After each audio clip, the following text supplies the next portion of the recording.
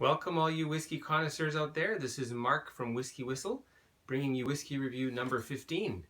We're going to shake things up a little bit today. Well, as many of you know, I'm Canadian, and actually I've been living here in Korea now for 10 years and a couple of days. So I just passed the 10-year anniversary, and I'm feeling a little homesick. So what better to do than to enjoy some whiskey, not only from my country of Canada, but from my province of Manitoba. And well, I'm sure many of you do know that this brand right here, which is Crown Royal, well, it's from Gimli in Manitoba. Formerly was made in two places, Waterloo and Gimli. However, they closed the Waterloo plant, I guess in the 90s, I believe. So anyway, so Gimli is the sole home of this brand. And I'm sure many of you have tried this before. Well, Crown Royal probably is the best selling, if not second best. I should have looked up the statistics. Probably the best or second best selling Canadian whiskey brand. So first of all, Canadian whiskey to Canadians is known as rye simply.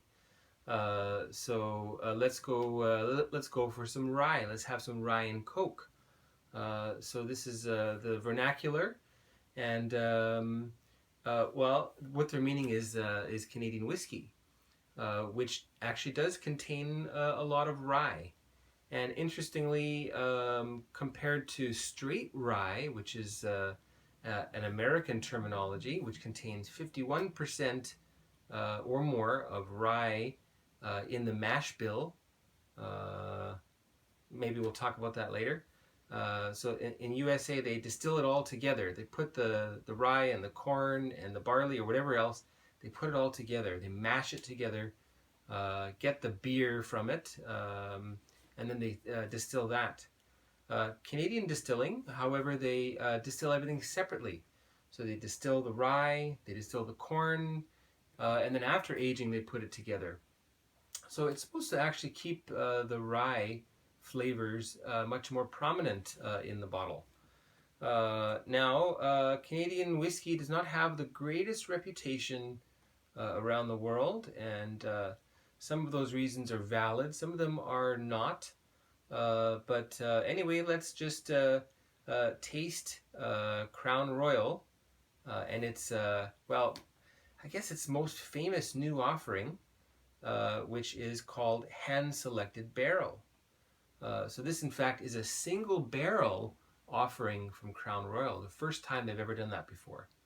Unfortunately, this was not released in Canada. It was a US only, well, to start out with anyway, US only for their launch, which I believe was about a year ago. And boy, it really stirred things up. And it's still being talked about, and it's still being sort of beefed up as sort of the be-all and the end-all of the Crown Royal brand. So anyway, we'll see how that is. And it's also pretty near cask strength, if not cask strength. Doesn't say it, but anyway, it's 51.5%. So quite heady compared to the typical 40% that you get from Canadian whiskeys. Canadian whiskey, just like Scotch, must be aged for 3 years. So that's one more year than straight bourbon needs to mature, which I believe is 2 years. Well, any grain can be used. Must be aged in oak, very much like Scotch whiskey industry. However, it doesn't have to be new oak. So just like Scotch whiskey, new oak need not be used. A lot of Canadian whiskey, just like Scotch whiskey, is aged in ex-bourbon casks or ex-other casks. So that's a unique feature. There's lots of more things that I'm not a Canadian whiskey expert, so I want to focus just on what is this brand, what is this bottle, and what is this product, the hand-selected barrel, okay? Well, first of all, Crown Royal, founded in 1939 by the Bronfman, what's his name? Bronfman. Anyway, where it's written here somewhere. Okay, anyway, by the Bronfman CEO Richard Bronfman. Sorry. Anyway, the Seagram was his company. So Seagram was the maker of Crown Royal in the beginning, which well, eventually Diageo took over in 2000. So this is yet another Diageo product, and you can see the just how far the should I say tentacles? Maybe not. How far the arms, the helpful, loving arms of Diageo go. And it was created for a royal visit, in fact, of George VI and Queen Elizabeth I. So that's how it got its name, Crown Royal. And it was not available outside Canada until 1964. Well, this particular product, the hand-selected barrel, I guess is kind of like the baby or the pet project of the master blender, whose name is Andrew Mackay. Hopefully that's how I pronounce it. That could be Mackay. So I wonder, he may be of Scottish descent. So that's interesting. And I would say he's probably roughly my age, maybe just a few years my senior. So anyway, that's the story there. Let's get into this box now. I'll bring that forward for you. Very unassuming box for what it is. It's got a little bit of antiqueness to the corners. So I thought there maybe this had some water damage, but I believe that's intentional, to look like something old and aged. And according to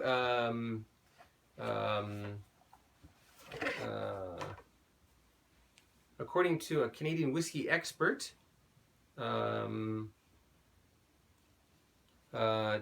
de Corgamo, I believe that's how his name is pronounced. Forgive me, Davin, if I messed up your last name. Oh, let's have a look at that fancy burlap pack. So a bit of a change up from the usual purple. And it's got a nice smell to it, and a nice leather tie.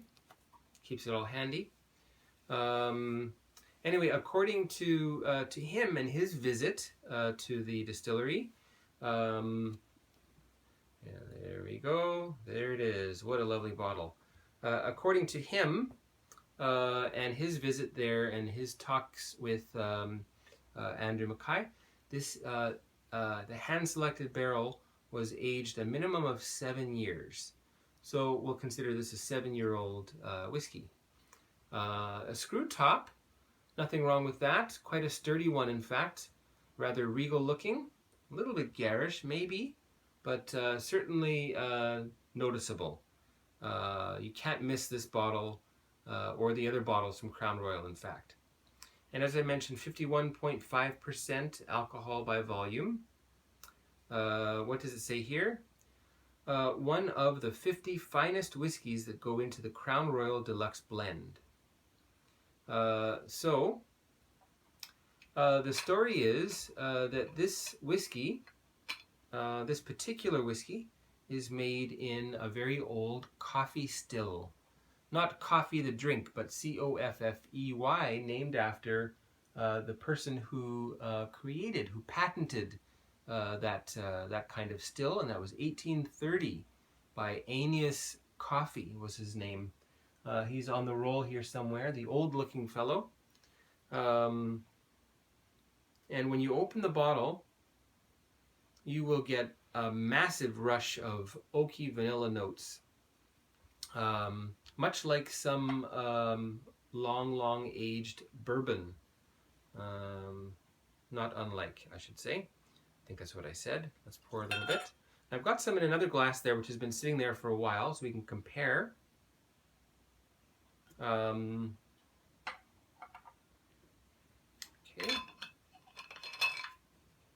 And I'll let that breathe just for a minute. What else does it say on the back here? Hand-selected barrel, Canadian whiskey. Crown Royal is proud to present you with the opportunity to savor the raw magic of its unique coffee rye whiskey. Flavorful creamy notes combined with rich oak undertones give the whiskey the exceptional smoothness that is unmistakably the heart of the Crown Royal Deluxe Blend. And as always, on the back of a Diageo bottle, you will see drink responsibly, which I do, and I hope that you do as well. Anyway, there's a little more on the package. We'll get into that a little bit later. I will put that like so. And this one like that. There we go. This one will have to just go off to the side. Okay, so let's quickly get into the nosing and tasting. Okay. So as I mentioned, oak spice. The nose is actually quite mild, given that it's 51.5%. I have smelled some whiskey at 43 and 46 that are really volatile in the I guess the alcohol that is dissipating. And just for your knowledge, this one actually did use a mash bill, much like bourbon whiskey, according to Davin. 64% corn, 31.5% rye, and 4.5% barley malt. Corn gives a lot of body to the whiskey. Rye, the spiciness, and the barley malt has a couple of functions. One is some flavor, so barley is quite a flavorful grain. And secondly, it has an enzymatic ability. So it helps in the fermentation process to get the sugars out of the other carbohydrates that are present, the other sugars. Anyway, so what am I smelling? Oak spice, butter toffee, and vanilla extract.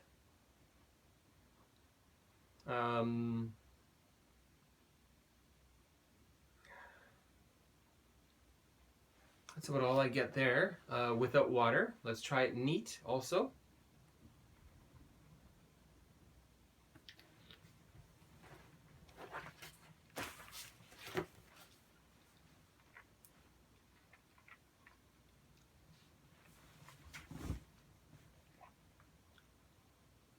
Very smooth for 51.5%. You can drink this neat and you will not feel like you've got that strong alcohol burn going on.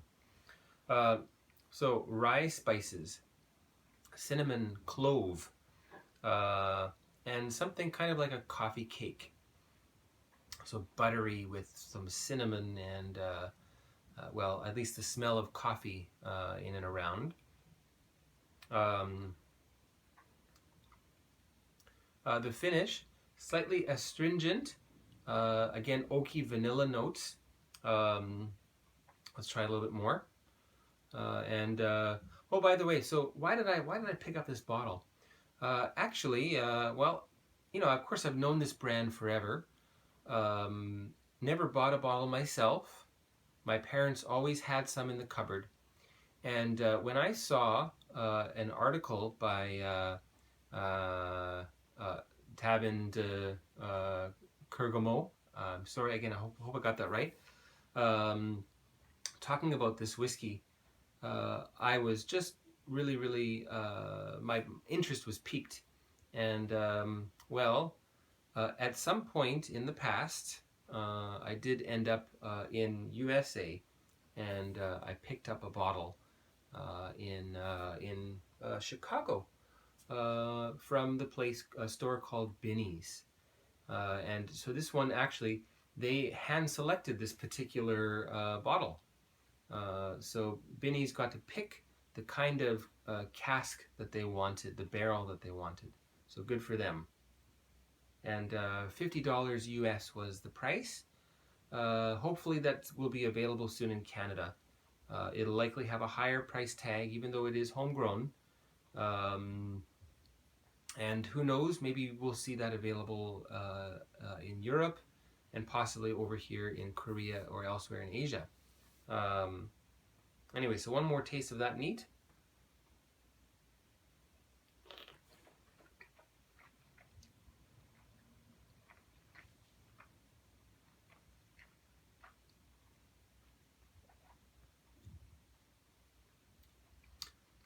Big spice. This would do very well in cocktails.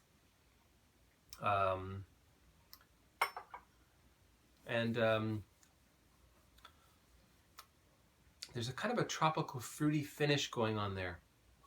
Let's see what happens when we add a bit of water. I'm going to put in about 5 milliliters. We'll start small. And while I'm letting that mix, I'm going to have a whiff of the one that's been sitting around for about 20 minutes. We'll see how that compares. Turn it around a little.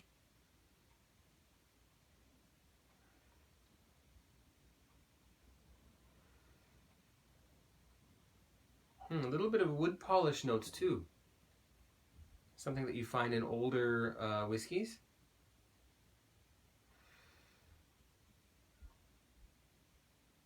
Oh boy, this is a spice monster.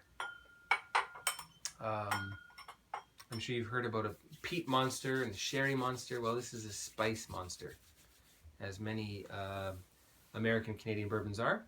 Okay, let's see how the water does with that. Mix it up a little bit there.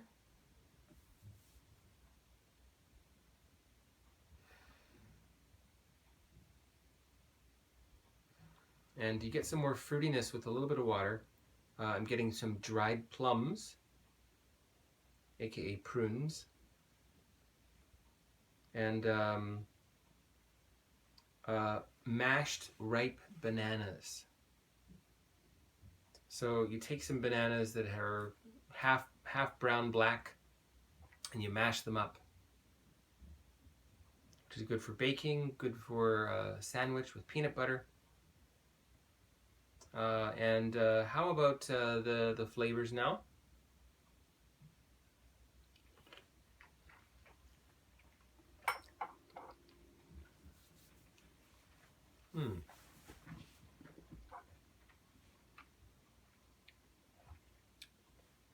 You get a little bit more sourness with that. Kind of a lemon vanilla note coming through in the flavors, the palate.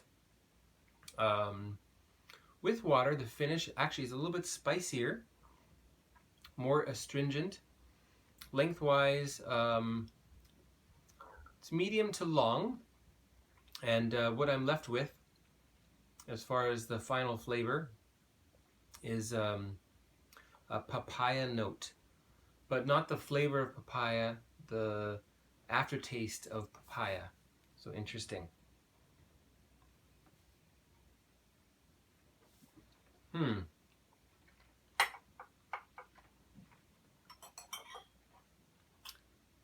Try one with 2 spoonfuls. See how that goes.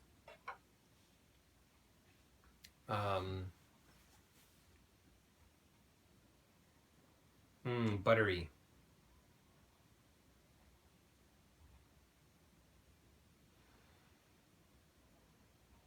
And you know, even though there's quite a bit of corn in there, you don't really get a big corn note going on.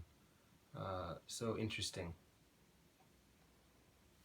Okay, while we're looking at this one, there's the coffee still. That's how it works. It's quite complicated. Basically, the beer. Well, you missed that one. Let me just go back. Okay. So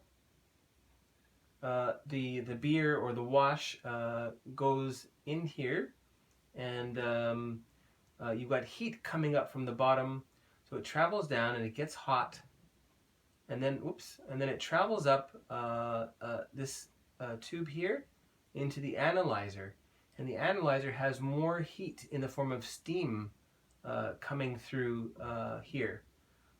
So here it's about 90, what does it say there? 95, it doesn't say. Well, 97 degrees it says, so nearly boiling. And it comes out there, and of course you can imagine there'd be a lot of vapor coming off, and that would be a lot of the alcohol vapors.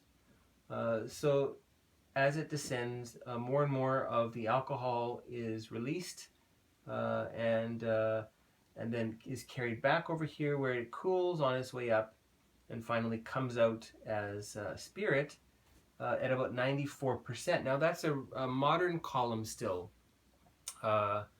Apparently this was made using an old coffee still from the Waterloo plant, and so probably it does not have the same output in terms of ABV, so probably it would be much lower than that.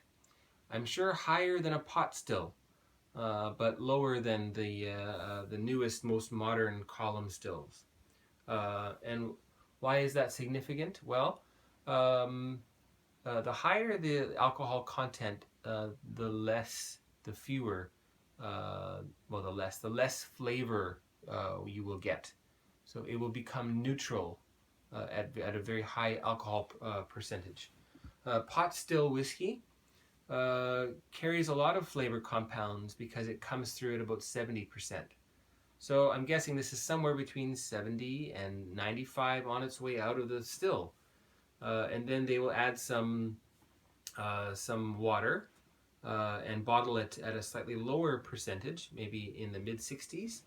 And then 7 years goes by, you get a bit of loss to the angels share, and then finally bottled at probably something close to 50-something. Possibly it's cask strength, we'll hope so. But so anyway, that's the story. And just a few other photos that I've got there. There is Mr. Andrew Mackay. Hello, sir. Thank you very much for your great ideas. Keep them coming. And what else do we have there? Oh dear, making a mess of that. Here is Anus Coffee, who patented the coffee still. And I've got a better picture there. There's an older coffee still, which I believe is from one of the distilleries in Scotland. So anyway, with a bit of extra water, again, more fruity notes come through.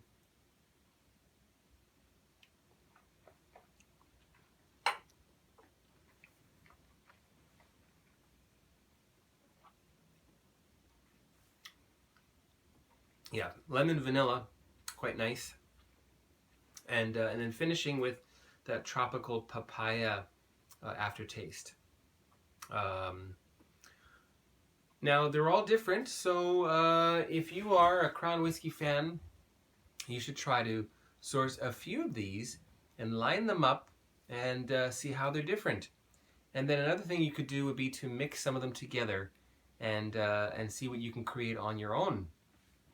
Now the final thing to do, we've got a typical tumbler, and I'm going to just pour my whiskey in there. This is how most Canadians would be drinking their whiskey. Of course, I want to put some cola in there, but I'm not going to do that. Now, this kind of old-fashioned glass, you get a lot of evaporation happening at the same time. So, yeah, now you can really feel the alcohol. I'm sure the taste will be the same.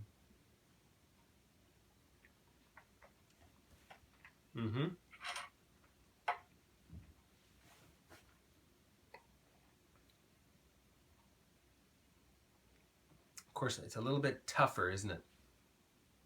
Okay, so Crown Royal, hand-selected barrel for Binnies. This is quite nice, and for Canadian whiskey, I would just say this is something that is worth trying, and will change your mind about the quality of Canadian whiskey today. So we're going to go with 89 out of 100 for Crown Royal hand-selected barrel for Binny's in Chicago. And to Davin, cheers to you, sir. Thank you very much for all your hard work. Love reading all your work. You can find many of his articles in Whiskey Mag and other sources online. Okay, if you search for Canadian whiskey, you will be able to find his work quite easily. Cheers, everyone.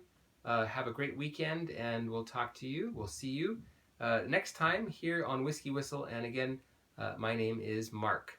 Take care, everyone.